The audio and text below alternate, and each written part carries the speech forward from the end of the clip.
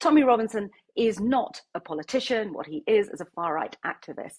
That means there's a loophole in the law that really does need to be closed, which means that if you're an activist, you don't need to disclose where your money is coming from. But if you were to look at the history of Tommy Robinson, what you can see is that around 2016, things start getting very interesting.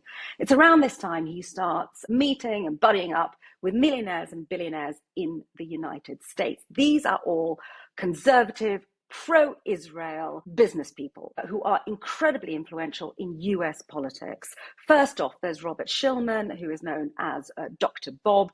He confers upon Robinson something called the Shillman Fellowship, and that gives Robinson a steady £5,000 a month income and gets him over into the United States.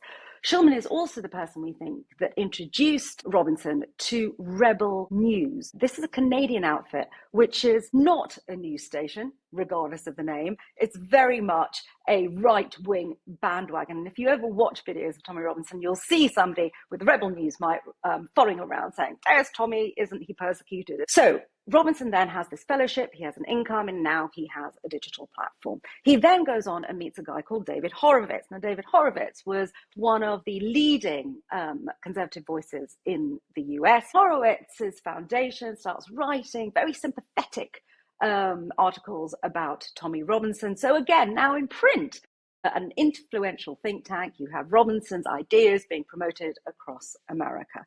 And then finally, there's something called the Middle East Foundation. They talk about trying to maintain Western values. What they tend to do is use these very broad phrases like anti-jihad, anti-Islam, whilst failing to properly distinguish between terrorism and all Muslim culture. Middle East Foundation now pumping money into Tommy Robinson's activities. And what we know, because they've confirmed it, is that they gave Robinson around £60,000 to host a rally in 2019, where Robinson appears. He's suddenly looking incredibly smart, new set of teeth, looking flash. He's got big screens. And this is the first time we see Robinson morph from just being a kind of street thug into somebody who can rally really large crowds to central London.